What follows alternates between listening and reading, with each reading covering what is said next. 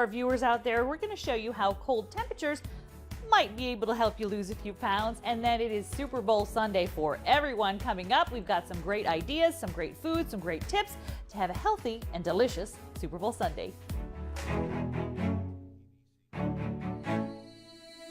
It's like I'm seeing all the blue skies, and I'm walking on the edge tonight. It feels so right, and I'm glad you're here. Glad you're here. Rebecca Rainier.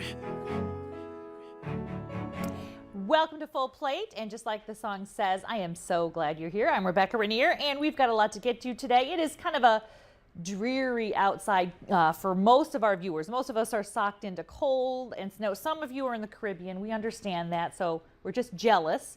But there's a new study that shows maybe this cold weather and maybe cold temperatures in your house can help with your metabolism, help you lose a little bit of weight. Your body works really hard to stay warm. Reporter Melissa Veitch took a look at the new study and tried to find out, is this really true? Can cold make you skinny?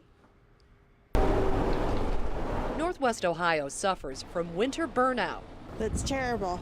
I can't wait for spring to come.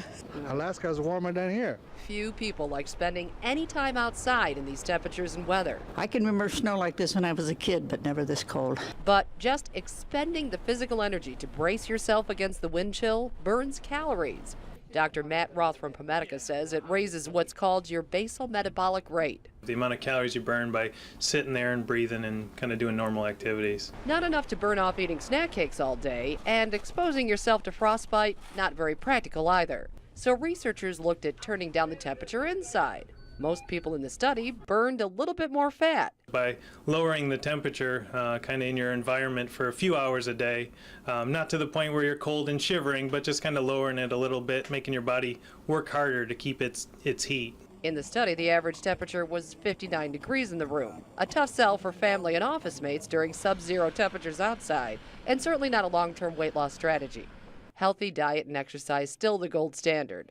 But perhaps a tiny upside to the weather? Well, that's a good thing. I just love that. Okay. Keep on walking. Really? Well, I'll tell you what, I'd rather stay fat. Melissa Veitch with that report. I love that last lady. I tell you what, I'd rather stay fat.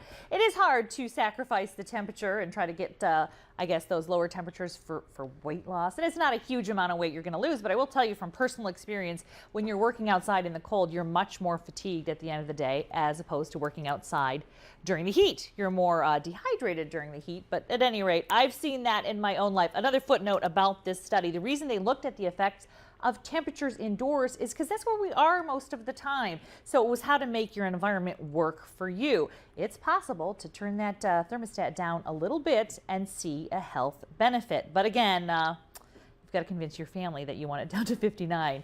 I'd say I'm not going to do it either. All right, this weekend, and thank you, Melissa Veitch, for that story today. This weekend, though, is the Super Bowl, and it's going to be outside in probably cold temperatures. What we want to do for the rest of the show here today is talk about the Super Bowl, give you some great ideas for food, and talk about to stay healthy. So I want to show you a few tips. I've got a few tips for you on how to stay healthy, or at least make your Super Bowl Sunday a little bit healthier. I'm going to put those up on the screen. The first thing we want to do in the morning before the game starts, before you start cooking, is drink that water. You're supposed to eat your 60 ounces or whatever of water. Get it started in the morning so you're hydrated and you're not just munching because you're hungry. Another tip we want to do is make sure to get the exercise out of the way in the morning. You're going to be busy all day. You're going to be cooking, watching TV, having friends over, yelling at the screen if your team isn't doing well. So get the exercise out of the way as well. Water and exercise. Another thing we're doing is veggie dip. Instead of all of your chips in the dip, try to substitute out some veggies. I use that buffalo, I'm going to link actually to a buffalo chicken dip recipe that everybody loves that I make, but I put the celery next to it along with the chips so that I have no reason to pick the chips. I have to pick the celery. And finally, you want to keep that food in the kitchen, not in front of you. Put it in the kitchen. Don't put it on a TV tray.